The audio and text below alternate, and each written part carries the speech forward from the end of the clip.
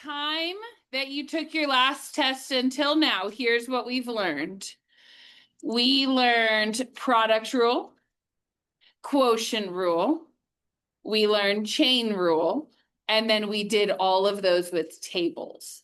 So if you know how to do all of those things, for the most part, you're good for this test. You just have, I think, maybe 2 more lessons, then we'll review and then take your test. Okay? So take a look at your notes for today. We are going to learn how to evaluate limits using 4 different strategies. Okay, so limits are a little bit coming back from the grave, if you will. Okay, that we kind of put them to the side for a little bit. But the first thing you should always try, if you have a limit, is to just plug in the x. So the first strategy that we're going to talk about today is just substitution.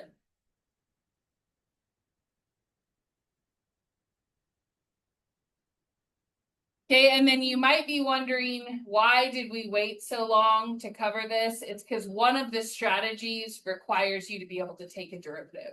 So if you couldn't take a derivative, you couldn't do all of these methods. You could do some of them, but not all of them. So take a look at number 1. What's the x approaching in number 1? You're just going to plug in a 2. So it'd be 4 times 2 plus 1 over 2 times 2. Make sure you plug in the x approach in every spot. So 4 times 2 on top would be 8. 8 plus 1 would be 9/4. Everybody good so far? Okay, second one was my x approaching. Half, so I just take the half, plug it in everywhere that I have an x. Okay, obviously you can do some of this in your head if you want. Remember, 4 times a half squared, you would square first, then times by 4 because of PEMDAS. So half squared is what? Just square the top and the bottom. So 1 times 1 on top would be a 1, and then 2 times 2 on bottom would be a 4. And then 4 times a 4th, you have a times 4 and a divide by 4. Those can just cross out. So that's really just a 1 in that spot. Okay, minus half of 8 is 4 plus 5. Okay, 1 minus 4 plus 5. What do we get for that? That's 2? 2.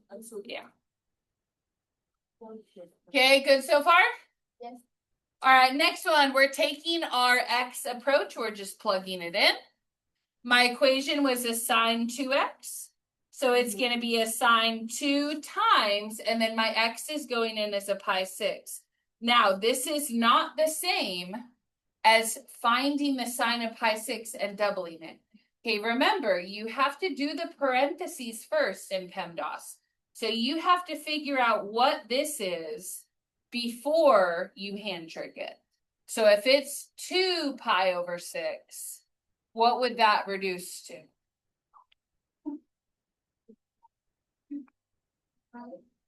Pi over 3. Very good. Yeah. Okay, so you're going to simplify that fraction first. Then you're going to hand trig it after. Karen, is your hand up, honey? You sure? Okay. So then pi thirds is which finger? Pointer. Send this down. How many fingers are down? 3. So it's root 3 over 2. So far you like? Easy? Yes. Good. Okay, next one. We have an x cosecant x. X is approaching pi thirds. So I'm going to plug that pi thirds into every x that I see. So I have a pi thirds in the front and a CSC pi thirds. Okay, now if you don't remember how to do CSC, I'm trying to kind of pepper these into the notes so that you'll remember. But CSC is going to be whatever the sign value is and then flipped. Okay, or if you want to write reciprocal, that's probably a better math word. Okay, but so find your pi thirds finger. Which one is it? Okay, pointer. And then sin is down. How many fingers are down? 3. Root 3 over 2. And then you would just times that by the pi thirds. Oh, wait, crap, I forgot to flip it. So put a little arrow. Okay, it shouldn't be root 3 over 2. That would be sine. Then CSC, you would flip that. So it should be pi thirds times 2 over root 3.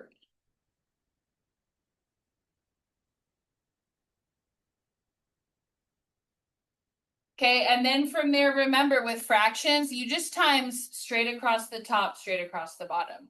So pi times 2 is 2 pi. 3 times root 3 is 3 root 3. That would be your answer. Okay, so if you can plug it in, just do it. Okay, go ahead and turn the page. Okay, the next, actually, before you turn the page, let's fill in what the next strategy is. Yes, ma'am. So I thought like you could Oh, a square root on the bottom. AP doesn't really care about that. That is a rule for like pre-cal and ACT and a lot of that stuff, but AP, you could fix it if you want to, but it's fine if you don't. Okay, your second strategy at the top here is going to be factor cancel.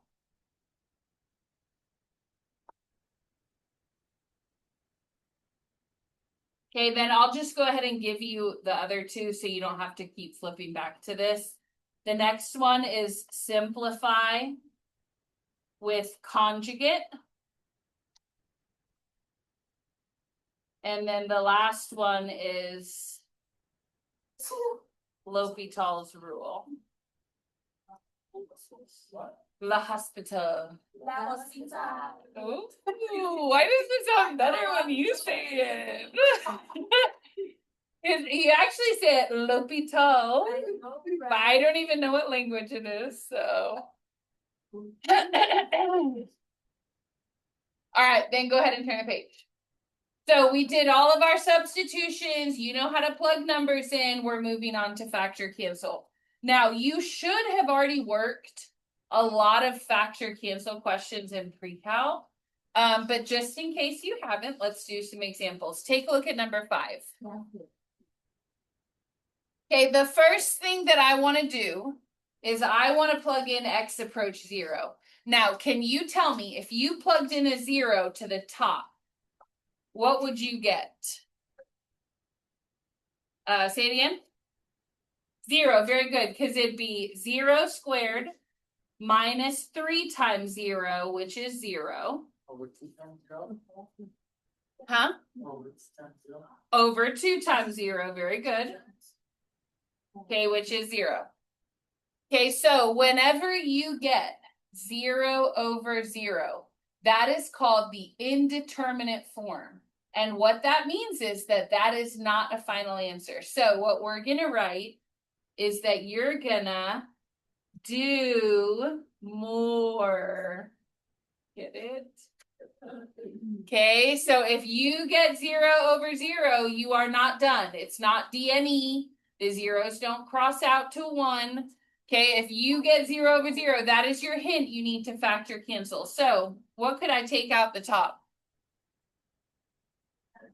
GCF and X out. What would be left over? Very good. On the bottom, I only had a 2x anyways, and then what can cross out? The regular x's. Good. Now the 2 is going to stay, but the x itself, that would cross out.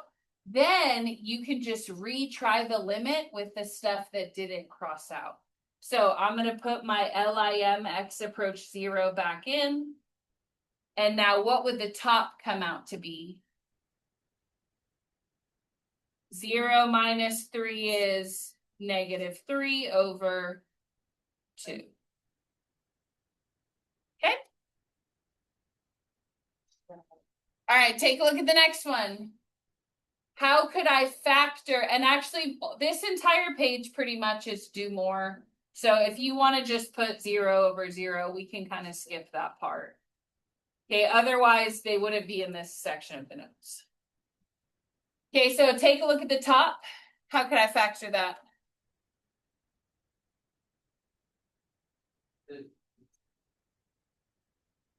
Look at this little guy. You know how to do it.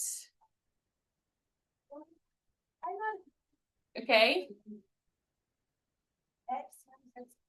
Okay, good. X plus 2x minus 2. So it's called perfect squares. Okay, but you would square root. X squared goes to x and x. 4 goes to plus or minus 2. Now, you'll notice that on the bottom we have a little bit of a problem.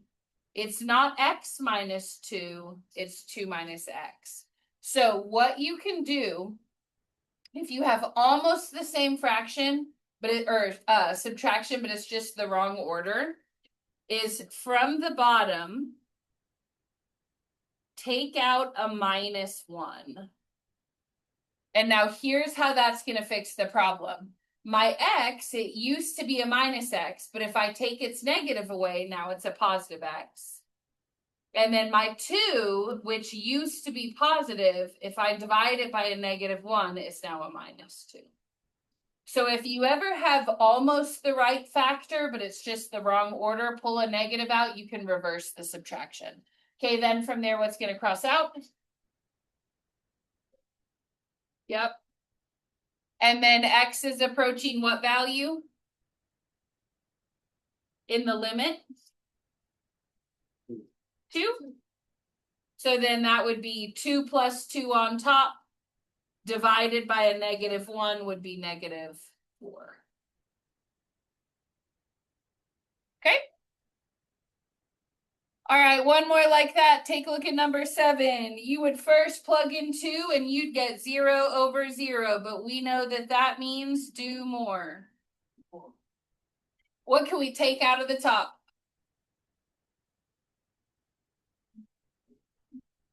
Okay, we're going to take an x out.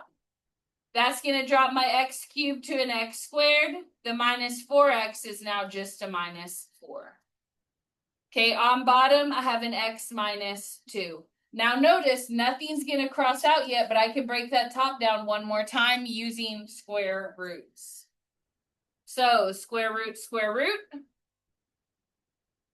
The top of that is going to go to an x plus 2, x minus 2, and then over an x minus 2. So it is possible that maybe you have to GCF first, then take the perfect square. Okay, but either way, it should work out. Then from there, what can you cross out? X. And then what is x approaching? 2. You got it.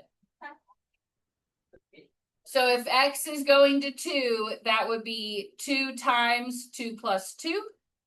And then just remember to follow PEMDAS there. You would add first because it's in parentheses, then multiply. So that'd be 4 times 2 is good. All right, for the next 2, can you go ahead and factor it? Okay, I'll save you the trouble that yes, they come out to 0 over 0. Okay, and you'll notice that the equations are identical. It's just the x approach that's different.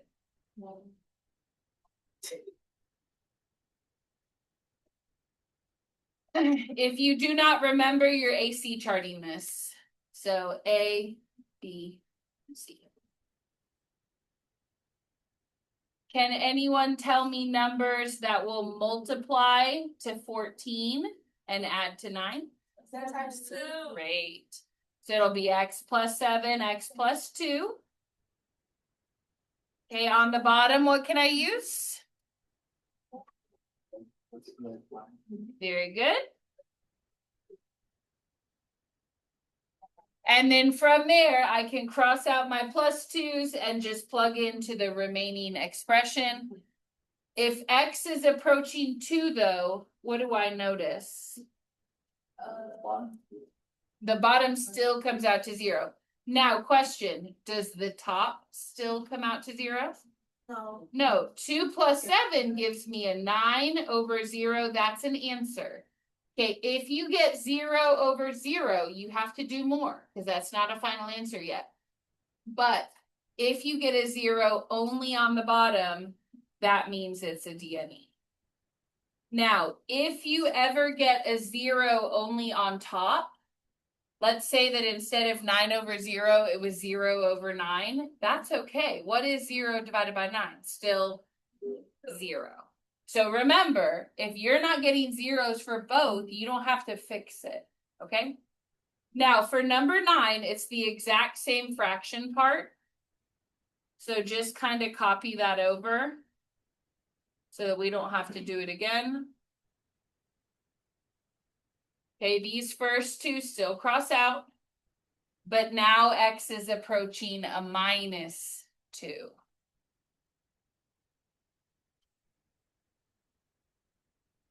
And so on top, negative 2 plus 7 would be 5.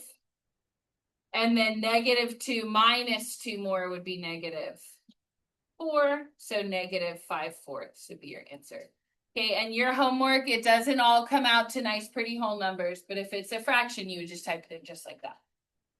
Okay, now, quick question. When you took pre-calc, you should have done a whole unit on vertical asymptotes and holes. Okay, so let me explain to you the connection. Okay, right here it says, recall from pre-calc. If you have a factor in the denominator that cancels out, do you remember if that created a vertical asymptote or a hole?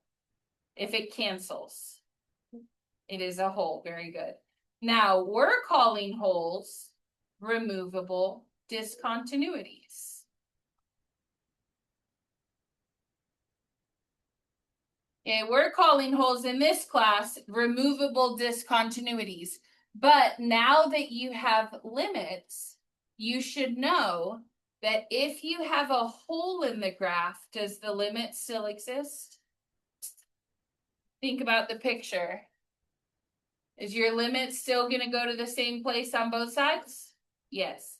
So what it says is for these features, for the holes, the limit exists. And then I'm going to put it's fixable.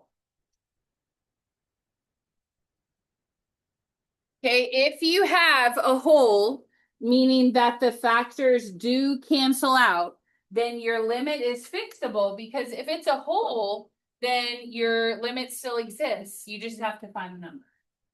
Okay? Now, if it does not cancel out, then it creates a vertical asymptote.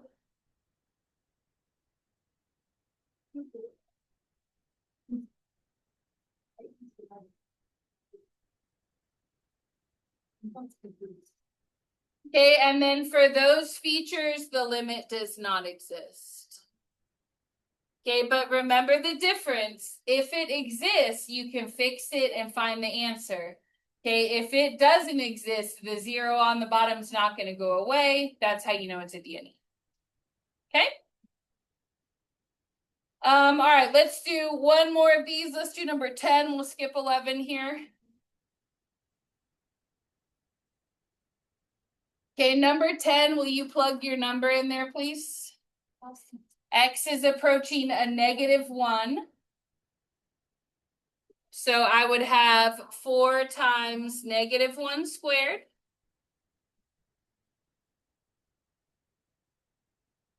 over -1 plus 1. Okay, do the math on that and tell me if it comes out to be a do more.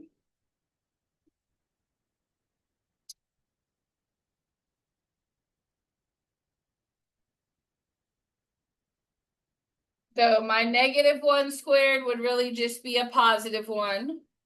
So that's a 4.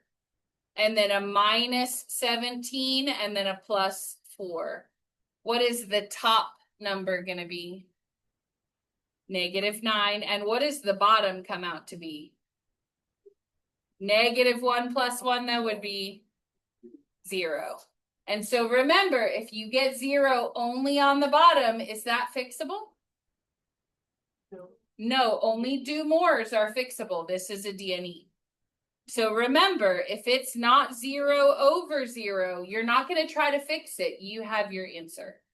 Okay, and for your homework, they're not all do mores. So the reason I bring that up is you could factor the top of this, but if it's not fixable anyways, then don't waste your time. Okay? All right, turn the page.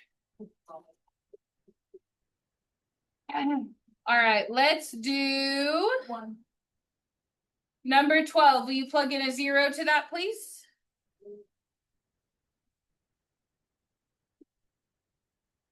Okay, bear in mind that you're plugging the X in as a 0. The A is going to stick around.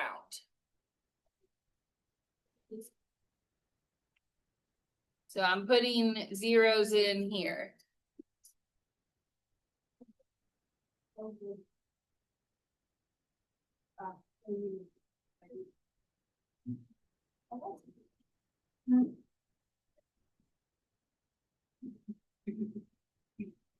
Okay, let's take a look at your answer. 2 times 0 and 0 squared are gone. Then I'm really just left with a minus 2a over a minus a squared. What can cross out? Okay, a's and the negatives. So I'm going to turn both of those into positives. And then when you cross out the a from the top, it'll take the squared off, but your answer will still be a 2 over a. Okay? Now, for the next example, what is x approaching? The letter A. So I'm going to plug in an A where x is. What's going to happen on top if I plug an A in for x? Now it's going to say what? 2a minus 2a, which is 0. Very good. On bottom, if I let my x be an A, what is it now? And a squared minus a squared is 0. Is that an answer? That means you need to do more. Okay, you're not done yet. We got to try to factor cancel. What can we take out the top? 2? What would be left over? Now remember, we're factoring the original. So before we put the a in, we're going back to this version. If I take a 2 out of the top, what's left over? Ax minus a. Okay, now look at the bottom. How can I factor this bottom? Square. Perfect squares. Very good. Okay, square root of x squared would be x and x. Square root of a squared would be a plus or minus a, and then I can separate into my parentheses. So I want 1 with a plus a, 1 with a minus a. Then from there, what's going to cross out? Good, and then remember, your whole goal is that after you factor cancel, you're back to substituting. So my limit is as x approaches a, then I'm going to take that a and plug it into the bottom. So now we have a 2 over a plus a. What is a plus a? How many? 2a. 2 a's. Good. If they were multiplied, it goes to a squared. That's okay. And then from there, what can cross out? 2. So your answer is just a? 1 over a. Okay, good job. Okay, remember that if everything crosses out in part of the fraction, you have to leave something, leave a 1. All right, just to shorten this up a bit, we're going to skip 14, go to 15. Okay, I will tell you it's a 0 over 0 just to save you the time. So can you factor the top of that?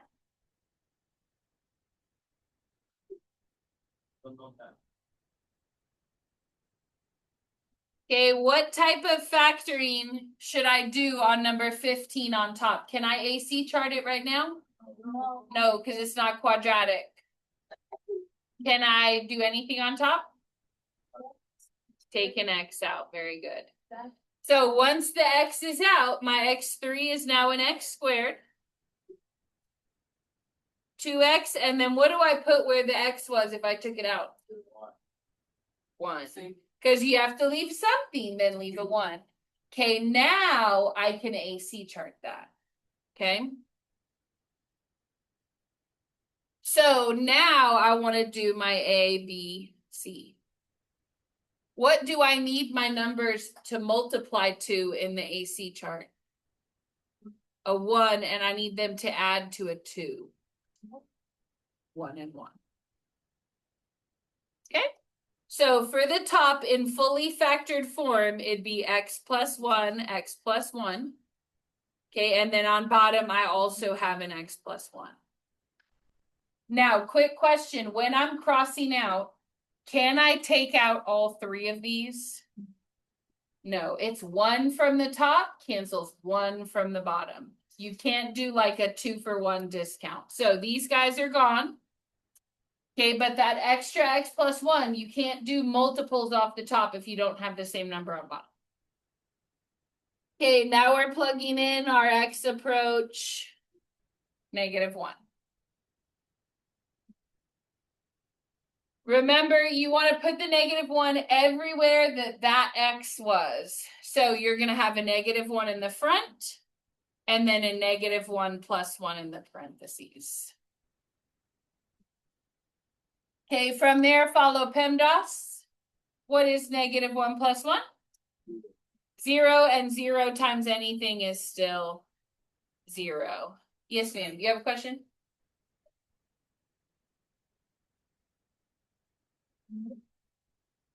Say that again. Sorry, I couldn't hear you. You can plug it in. All right, turn the page.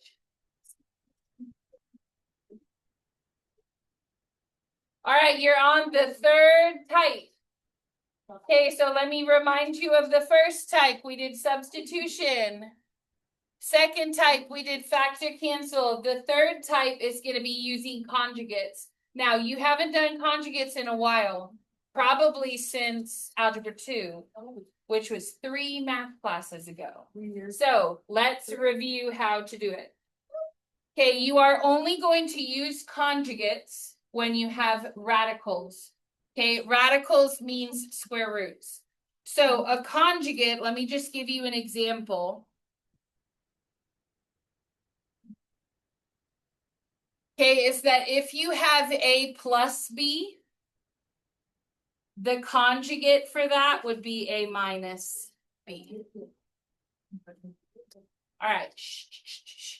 Okay, so you're going to change the sign in the middle. Don't change what's in the parentheses, just the sign between them.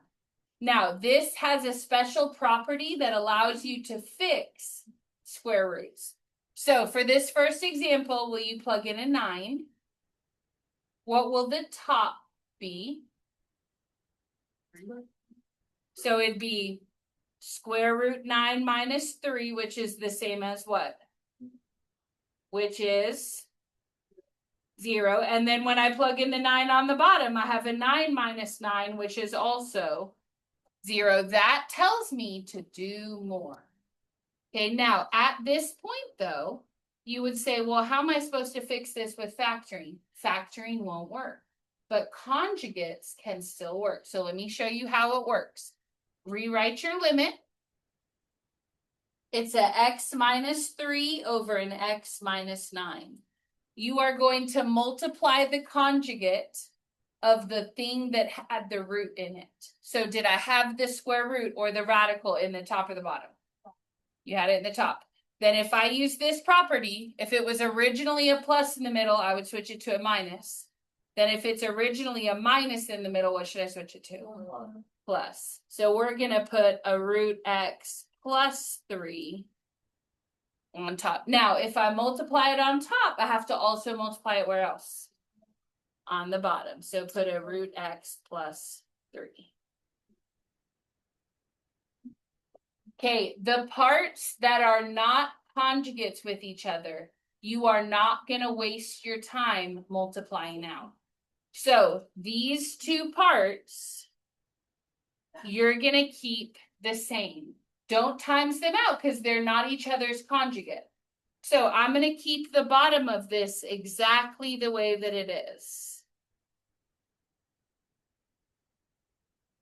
Okay, don't change it. Okay, but for the parts that are each other's conjugates, you need me? Oh yeah, go ahead. Okay, for the parts that are conjugates, you're going to FOIL it out. So let's go through that real slow. First one is root x times root x. What would that be? A full x. Very good, because this is half an x times another half would give you a full. Okay, next term, I want root x times 3. Well, then that would be a plus 3 root x. Okay, now we're moving to the minus 3. Minus 3 root x. And then my last term is a minus 3 times 3. What's that? 9. Okay, now here's why conjugates are special. What is going to happen with those middle two terms? They're going to cancel. And now all I'm left with is an x minus 9 on top. Well, how convenient, because where do we also have an x minus 9? Very good. So I'm going to rewrite this, but it's your notes. You don't have to if you don't want to. It's an x minus 9 over another x minus 9 root x plus 3.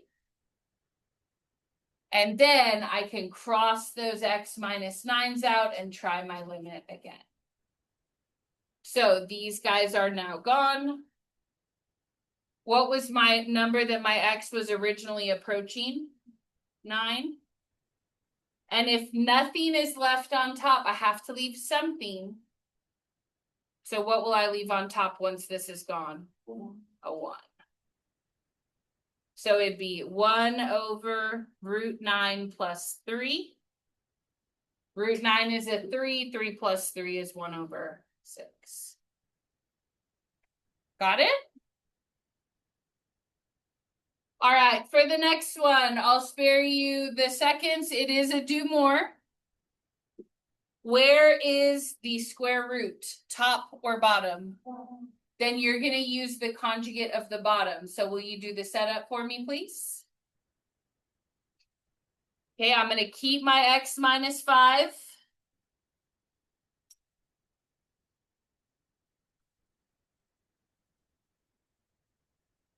But I'm going to switch the minus in the middle to a plus. That's what makes it a conjugate.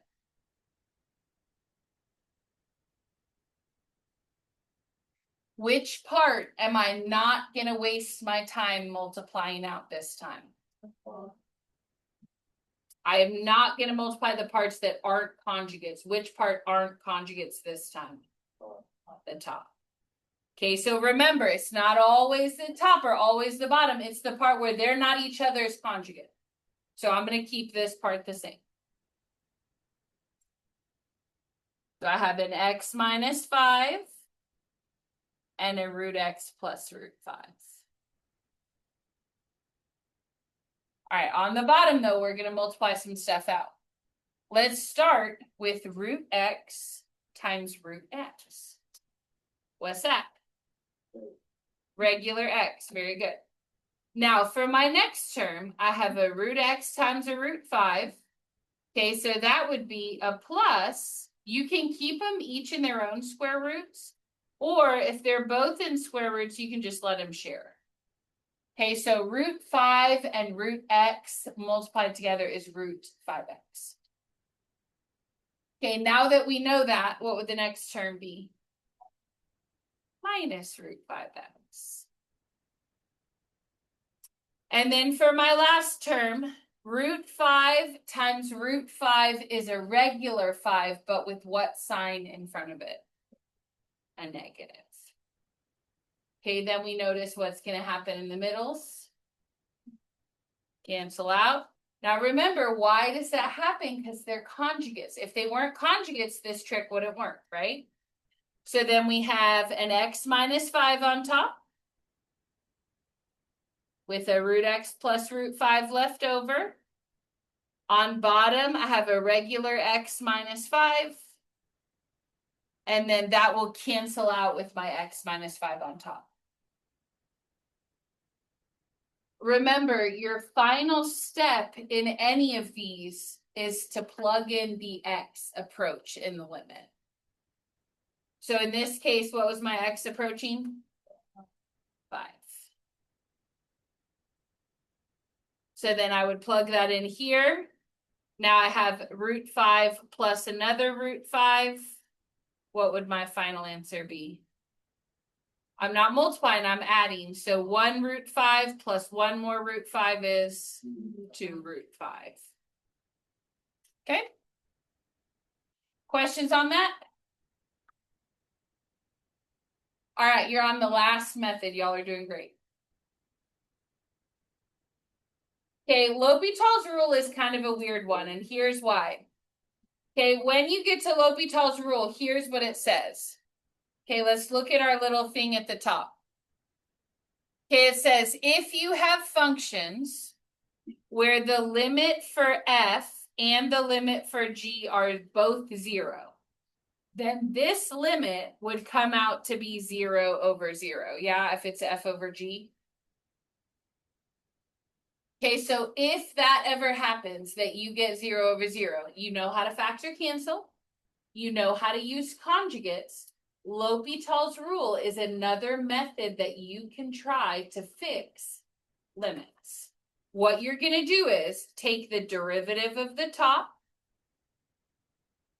then you're going to take the derivative of the bottom, and then you're going to try the limit again. So take the derivative of both parts separately, then try your x again. Okay, but you can only use this method if you get a do more. Okay, if you don't, then you can't use L'Hopital's rule. All right, so let's take a look at number 18. Do you have a question, Karen?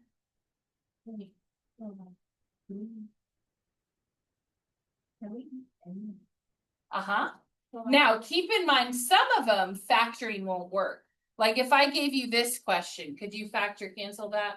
No. So that's where L'Hopital's rule can work for any of them, but factor, cancel, and conjugate are kind of more specific. They can fix some things. L'Hopital's rule can fix anything. Okay? So let's look at number 18. X is approaching what? 2. If I plug in a 2, I would get 2 cubed minus 8, which is really 8 minus 8, which is 0. Everybody good so far with the top? Okay, then I go to the bottom, and for x minus 2, now it's a 2 minus 2, which is also 0. Then I would say, uh-oh, that's the indeterminate form. I don't have an answer yet. I know that I need to do more. Now, if you remember the perfect cubes factoring formula, you could do factor cancel here, but probably none of y'all remember it. Okay, half the time when I teach it, I have to go back and look it up. Okay, so unless you know that, factor cancel is not going to work. Okay, but L'Hopital's rule will put the limit x approach 2, and then you're going to take the derivative of the top and the bottom separately. What is the derivative of x cubed minus 8? 3x squared. Now what happens to the 8? It's a constant, goes to 0, right? What's the derivative on the bottom? It was just a 1, an x minus 2. Just a 1, and now try the limit again. So if I plug in my 2, well then now that's 3 times 2 squared. 2 squared is 4, 3 times 4 is 12. Okay, if you had done this by factor cancel though, you would have had to do a lot more work for the exact same answer. Okay, let's take a look at the next one. If I had, let's go down to 20. If I had you plug in x approach 0, I'd have e to the 0 minus 1. What is anything to the 0? 1 minus 1, which is 0. On the bottom, I have a 2x. Plugging in a 0, that'd be 2 times 0, which is 0. That tells me do more. Now, could you rely on factor cancel if it's an e to the x and a 2x? No, you can't factor that. Then L'Hopital's rule is your only option. Take the derivative of the top and the bottom, and then try the limit again.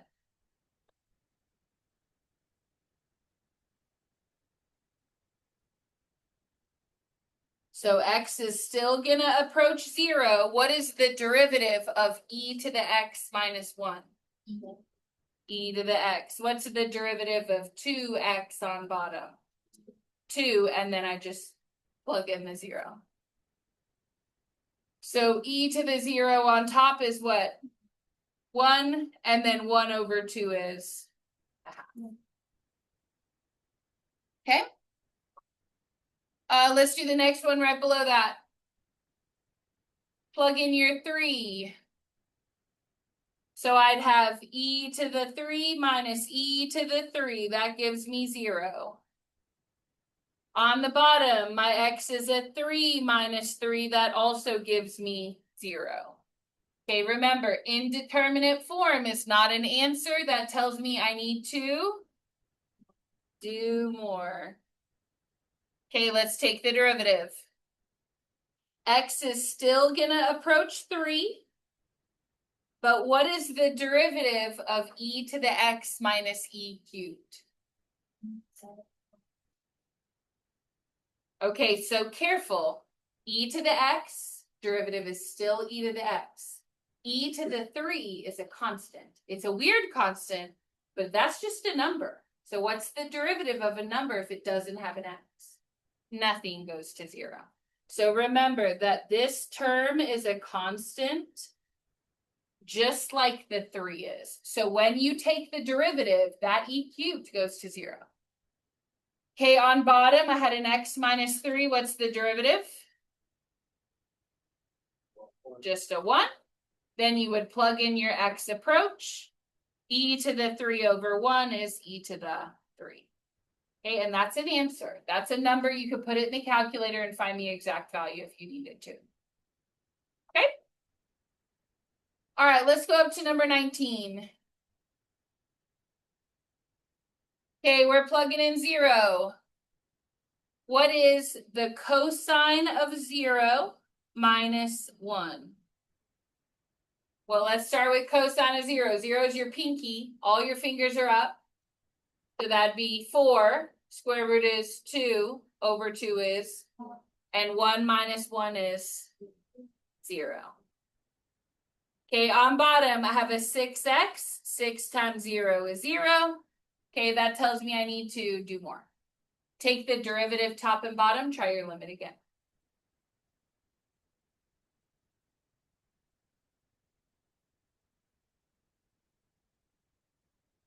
What is the derivative of cosine x on top? Negative sine x. What happens to the minus 1? Goes away. And then derivative of 6x is 6. And then I try my limit again. I want the negative sine of 0 over 6. 0 is still my pinky, but where am I counting my fingers now? Down, and I don't have any, so what's the answer? 0. Now, is it okay for me to get 0 over 6? Yes. 0 divided by anything is still 0. So remember, this isn't fixable. This is an answer. Unless they both come out to 0, then you have your response. All right, take a look at the next one. I'll spare you the trouble. It is a 0 over 0, so just write it. And then take your derivatives.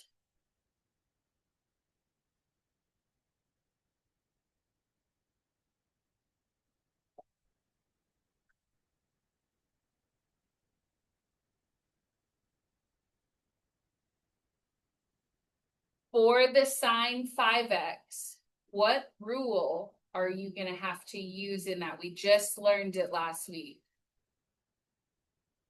Is it going to be product rule, quotient rule, or chain rule? Chain rule, very good, because what's the outside function? Sine. And then what's inside it? Not just an x, but a 5x. So sine is going to go to what? Cosine 5x. And then what's the derivative of 5x times 5? Okay, so for the top of that, we had to use chain rule. Now for the bottom, it's just a 3x. What's the derivative of 3x? 3. And now we're ready to plug in our 0. So my 0 goes here. Then I want the cosine of 5 times 0. What is 5 times 0? 0. So then I'll find the cosine of 0, times it by 5, divide it by 3. What is the cosine of 0? 1.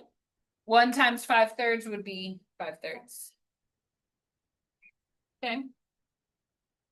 Good on that? All right, let's just do one more off the next page. Can you tell me which one off the next page is going to require chain rule? Out of the top 3, let's just do one of them. 26, let's do it. Okay, I promise you it's 0 over 0. So put your do more. Okay, and then take the derivatives of the top and the bottom.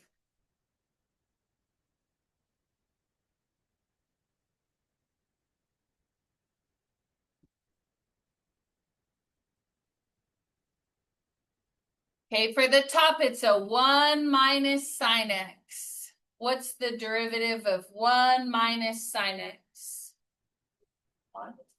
It is. Very good. Okay, the derivative of sine is cosine, but if the sine was already negative, so is the cosine. Okay, on the bottom, what's the derivative of the plus 1 part? 0. What's the derivative of cosine? Negative sine 2x times what? 2. And what rule is that? Chain rule. Very good. Okay, then from there, I'm going to plug in what my x was approaching, which is a pi halves. Now, actually, before I do that, is there anything I could just cross out? Yeah, let's get rid of those negatives. Okay, if there's one top and bottom, then just those are going to divide out. So on top, I'm going to have to find the cosine of pi halves. And then on bottom, I'm going to find the sine of 2 pi halves and then times it by 2.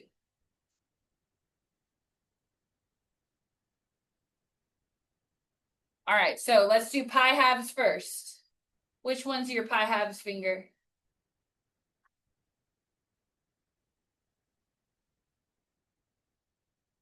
Should be thumb. That's okay. And then cosine, I'm trying to count fingers above my thumb. How many do I have? 0. Over. Okay, then on bottom, what happens if my pi halves has a times 2 with it? Well, then what's going to happen with these 2's? That's really just a regular pi. And which finger do I use for pi? Do you remember? Pinky. Very good. So I'm going to use my pinky as my reference angle. I'm trying to count my sine fingers down. How many fingers are down? 0. And 0 times 2 is 0. So, quick question. Is that a final answer? No, then you're going to have to L'Hopital's rule again. So, we're going to go round 2. LIM, x approach pi halves.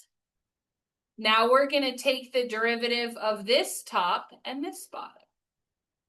What's the derivative of cosine x? Negative sine x. And then on the bottom, what's the derivative of sine 2x? Cosine 2x times another 2. And if I already had a 2, then what is it now? Very good. Okay, let's plug in our pi halves finger. Remember, pi halves is your thumb. So for sine, how many fingers are below? 4. Square root of 4 is? 2 over 2 is? So the top is a -1. And then on the bottom, plug my pi halves in. What would happen with the half and the 2? It would cross out, right? And so really, I'm just looking at regular pi, which is which finger? Pinky, but I count my cosine fingers up. How many of them are there? 4. Square root of 4 goes to 2. 2 over 2 is 1. 1 times 4 is. Okay, so it is possible that L'Hopital's rule doesn't fix it right away, but eventually it can fix it. You will not have to do any double L'Hopital's rule on your homework. Okay? All right, you have 30 minutes. Okay, almost all of the trig ones, you have to use L'Hopital's rule because you can't factor cancel those. Okay?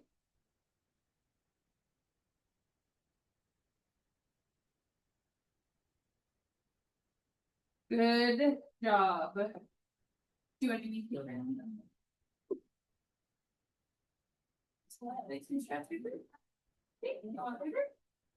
30 minutes. We'll go so sleepy. Here's the favorite thing.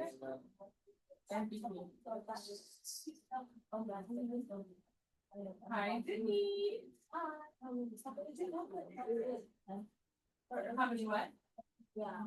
I